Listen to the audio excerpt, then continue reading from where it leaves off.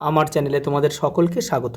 আজ আমরা ক্লাস 4-এর রায়-মার্টিন প্রশ্নবিচিত্র থেকে বাংলার দ্বিতীয় পর্যায়ক্রমিক মূল্যায়নের 16 নম্বর স্কুল সলভ করব।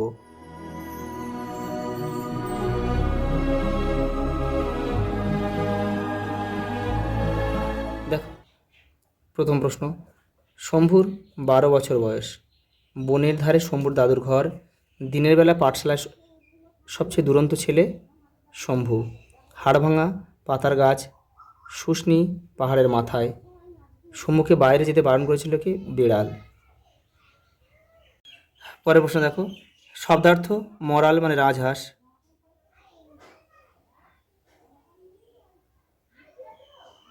ঘোট মানে গোলমাল, গোলমাল। আর টোকো, টোকো শব্দের অর্থ হচ্ছে তালপাতা দিয়ে তৈরি বড় টুপি। এখানে লিখে দিচ্ছি আমি, তালপাতা দিয়ে তৈরি বড় টুপি।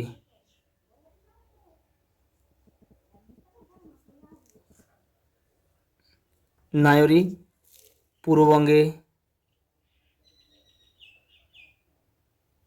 কোনো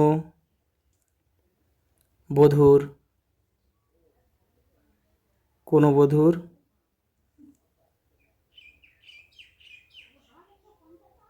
নৌকা করে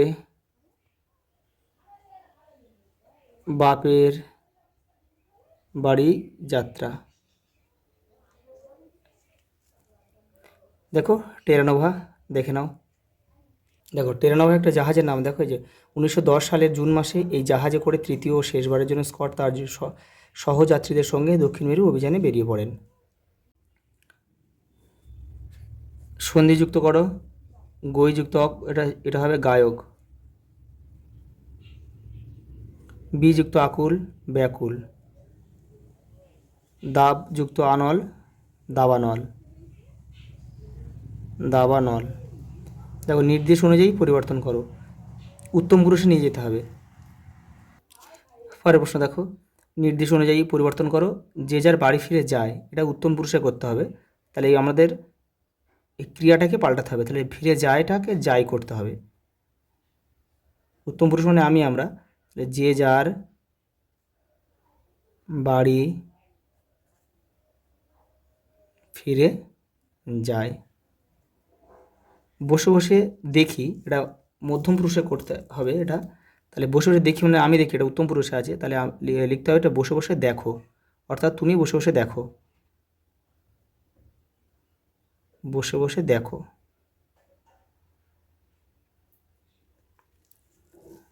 পরেরটা দেখো, ছেলেমেয়েরা স্কুলে যাচ্ছে। এখানে কর্তা কর্ম ক্রিয়াপদ খুঁজতে হবে। ছেলে মেয়েরা হচ্ছে এখানে কর্তা, আর ক্রিয়া হচ্ছে যাচ্ছে, ক্রিয়া। আর ক্রিয়াকে কি দিয়ে বা কোথায় দিয়ে প্রশ্ন করলে কি হয়? কর্ম হয়। তাহলে কোথায় যাচ্ছে ছেলেমেয়েরা? স্কুলে যাচ্ছে, তাহলে স্কুলটা হচ্ছে কর্ম। দেখো রমা ছবি আঁকছিল, তো রমা কি আঁকছিল? রমা হচ্ছে কর্তা, আঁকছিল হচ্ছে ক্রিয়া, আর ছবি হচ্ছে কর্ম। কি আঁকছিল? ছবি আঁকছিল। পরেরটা দেখো, নিচের রেখাঙ্কিত শব্দগুলির অর্থ এক রেখে অন্য শব্দ বসাও। এখানে মারামারি বাঁধলে দঙ্গলে লড়বে। এখানে দঙ্গলে বলতে দল বেঁধে লিখলে আমরা একই অর্থ হবে, দল বেঁধে। শেষে বিরক্ত হয়ে বেপরোয়া বৃষ্টির মধ্যে হাঁটতে লাগলাম। বেপরোয়ার জায়গায় আমরা মুষলধারে লিখতে পারি, মুষল ধারে। দেখো এক বিস্তৃত ভাই একটা তুক করলো। এখানে তুক বলতে আমরা জাদুও লিখতে পারি, জাদু লিখতে পারি, টোটকা লিখতে পারি।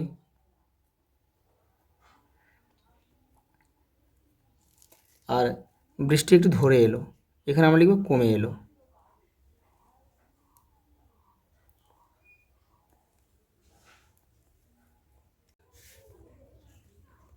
কবি সত্যেন্দ্রনাথ দত্ত কী নামে পরিচিত?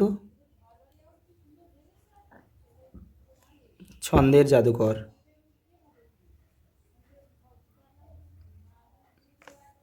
উবা কোন শহরকে বালির দেশ বলে বুঝিয়েছিল?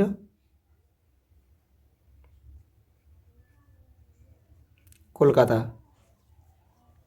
1908 সালে কে দক্ষিণ মেরুর উদ্দেশ্যে যাত্রা করেন? Sir Ernst Shackleton.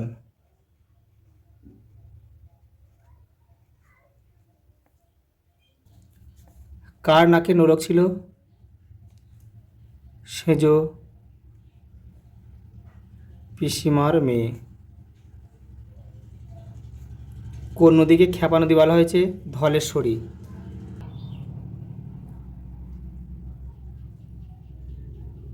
ধলেশ্বরী। পরেরটা দেখো, দেশে দেশে দেয়াল গাঁথা বলতে কবি কী বুঝিয়েছেন, কীভাবে তিনি এর প্রতিকার করবেন দেখে নাও। এই দেখো, দেশে দেশে দেয়াল গাঁথা বলতে কবি বোঝাতে চেয়েছেন বিদ্বেষ, হানাহানি ও হিংসার ফলে দেশগুলির মধ্যে তৈরি হওয়া দূরত্বকে। কবি দেখো কীভাবে এটা প্রতিকার করতে চান তিনি। কবি বাণিজ্য করার সময় বিভিন্ন দেশ ভ্রমণ করতে গিয়ে দেশগুলির সম্পদ ও ঐতিহ্য পরস্পরের মধ্যে ভাগ বন্টন করে ওই বিভেদরূপ প্রাচীর ভাঙতে চান। দেখো লাস্ট প্রশ্ন, লেখিকার মার বাপের বাড়ি যাওয়ার যাত্রাপথটি বর্ণনা করো। দেখে নাও। এই দেখো, এই যে এই প্রশ্নটা তোমাদের লিখতে হবে, উত্তরটা এপারে রয়েছে এখান থেকে। এটা তোমরা পড়ে নিয়ে নিজেদের মতো করে লিখবে ছোট করে। আজ এই পর্যন্ত, দেখা হবে পরের ভিডিওতে।